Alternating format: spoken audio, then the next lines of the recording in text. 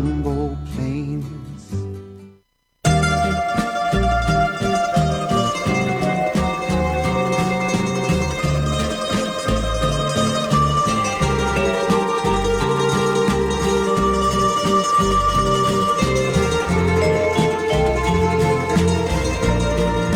De la mañana con 13 minutos, como todos los jueves, ya está aquí David Eduardo Rivera Salinas y Toño Muciño le está dando felicidad con el pirulí.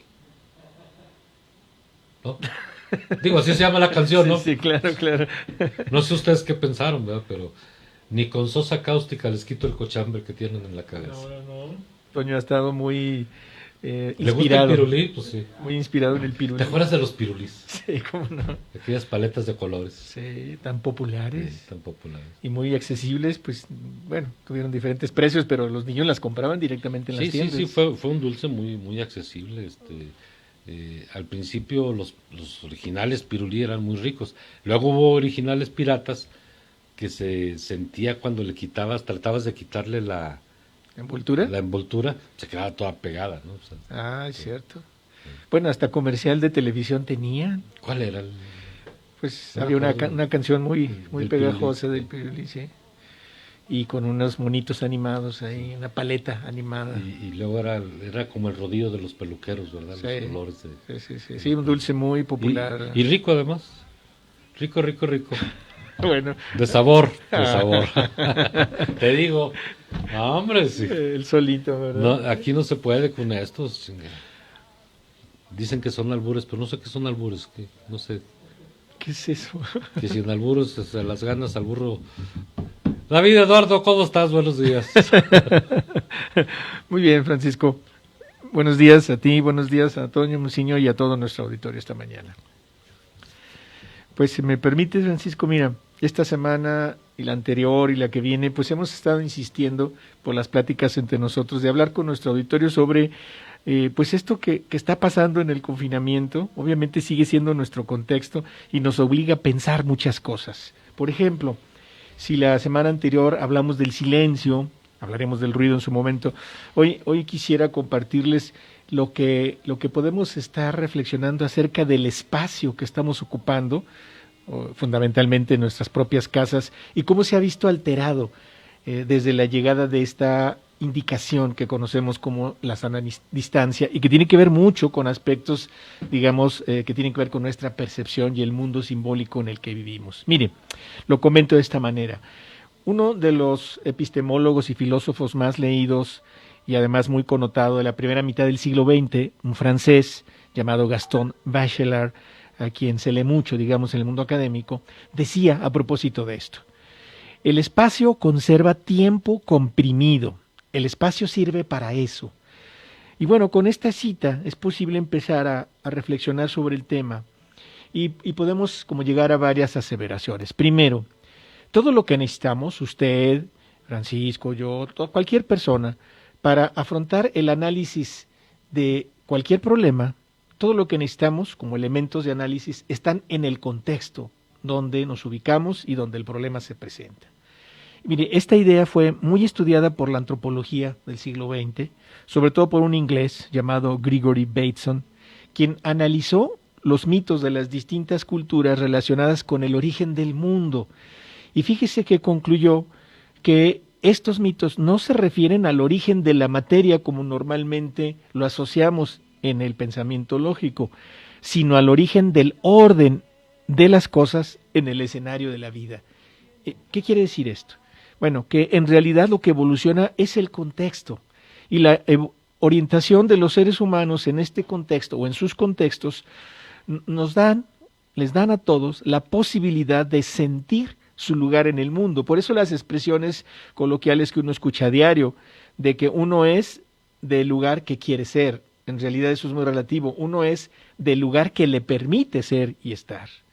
Así, la atención que prestamos orientada al mundo exterior se refiere a estos aspectos muy esenciales como la percepción que tenemos del espacio que ocupamos cada uno de nosotros, en nuestro hogar, por ejemplo, física y simbólicamente, pero también en el resto de los espacios que ocupamos, llámese escuela, trabajo, calle, etcétera. pero también se conecta con el resto de los seres vivos y con los objetos que nos rodean, nuestras cosas, les decimos, o nuestras mascotas, por ejemplo, si están en casa, un perrito, unos pájaros, etcétera, ¿no? Pero también tiene que ver con el lugar que adaptamos para ver el mundo y los cambios que se producen en nuestro pensamiento. Esto es el proceso educativo, digamos, la educación nos da y la cultura los elementos para adoptar un lugar desde donde vemos el mundo y que se incorpora a nuestra percepción general que ya tenemos sobre eso. Y bueno, finalmente, toda nuestra atención está relacionada con la percepción del tiempo y justo en el espacio que ocupamos. Pero mire, esto no es nuevo, esto lo han pensado muchas culturas, voy a referir solo una, a la cultura griega, y Platón en particular recogió estas ideas y las formalizó en su pensamiento, y él dijo algo que todavía tiene mucha vigencia. La creación de la realidad tiene que ver con transformar el caos en cosmos, es decir, el desorden en orden, en darle forma al territorio antes de ser habitado. Por eso la gente imagina una casa o cómo la quiere o cómo le gustaría vivir en ella o en cualquier espacio. Y bueno, eso se hace a partir de marcar, decía Platón, un centro para determinar su periferia. Y el simbolismo del centro del mundo es uno de los mitos en los que se asienta la idea de civilización, y esta se va, digamos, trasladando hacia todos los espacios que vamos ocupando, principalmente al interior de nuestra familia y de nuestro hogar. Pero hay otros elementos que intervienen en esta conversión que Platón decía de caos en cosmos. Por ejemplo, el ser humano siempre busca disponer de un lugar en el mundo. Y esta idea se apoya en una sensación física, usted lo sabe. Todas las personas intercambiamos permanentemente información con nuestro entorno inmediato, es decir, medimos visualmente la distancia entre el lugar en el que nos encontramos o entre los límites de nuestro espacio circundante o hacia dónde queremos llegar. Lo sabemos por información precisa, digamos por datos matemáticos, por ejemplo, distancias medibles, pero lo sabemos también de manera simbólica, es decir, lo sentimos, decimos, es que eso está muy lejos, o eso está muy cerca, o eso es muy grande, o muy pequeño, en fin. Pero así ha sido siempre, mire, siempre se ha tenido una conciencia permanente, por ejemplo, de la posición del sol en cualquier momento del día. Y hay algunos ejercicios que pueden simplemente verificar así con sencillez esto.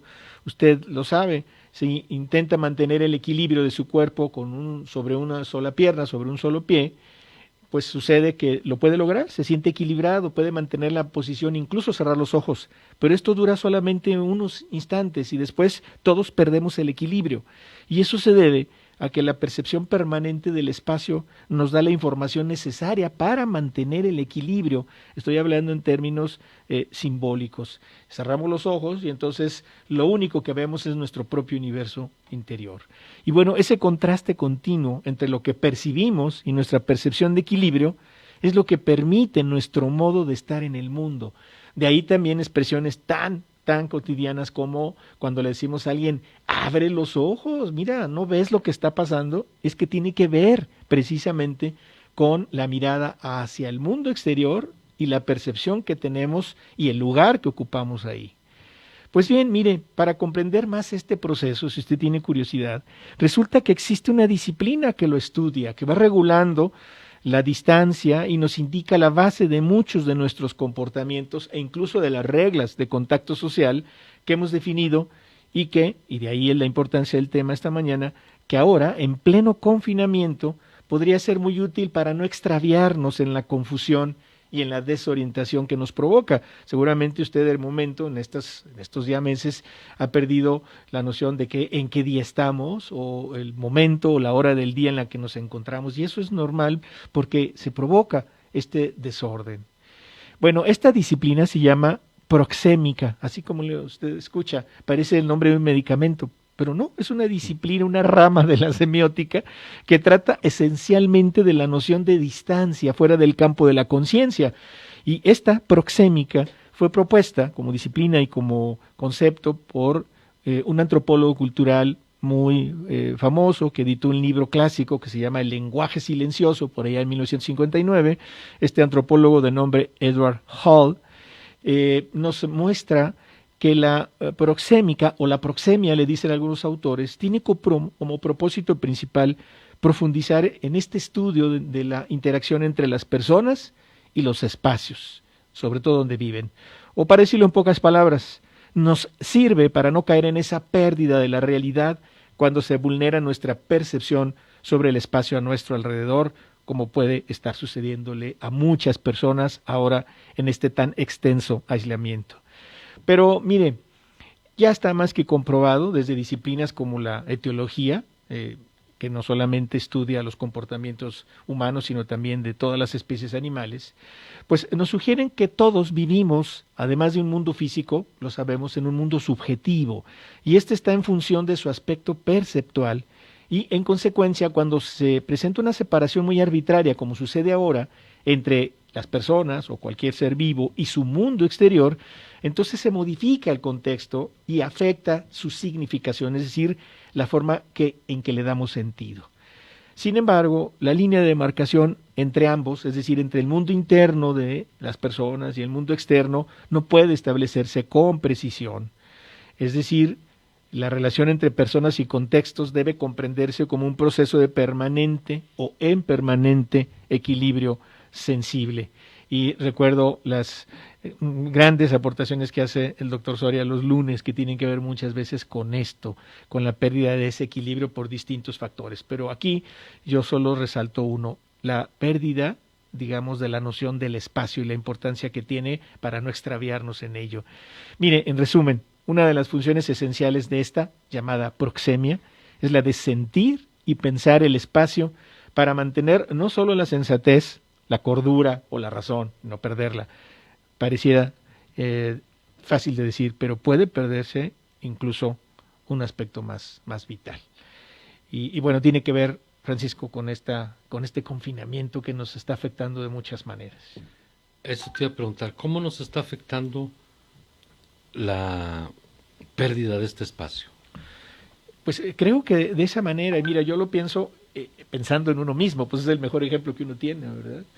De cómo hay momentos en los que uno tiene cierta pérdida del sentido del tiempo, del espacio, de la hora, incluso de la capacidad de análisis, como ya lo comentamos aquí, de concentración, y eso tiene también efectos que uno puede percibir, lamentablemente a veces a posteriori, como es la incapacidad para tomar una decisión tan sencilla como las que tomamos todos los días y que ahora en este confinamiento nos resulta un poco más difícil, o la olvidamos simplemente, ¿no? Entre tantas tareas interiores ahora en casa, sobre todo con las tareas de limpieza, desinfección, etcétera, y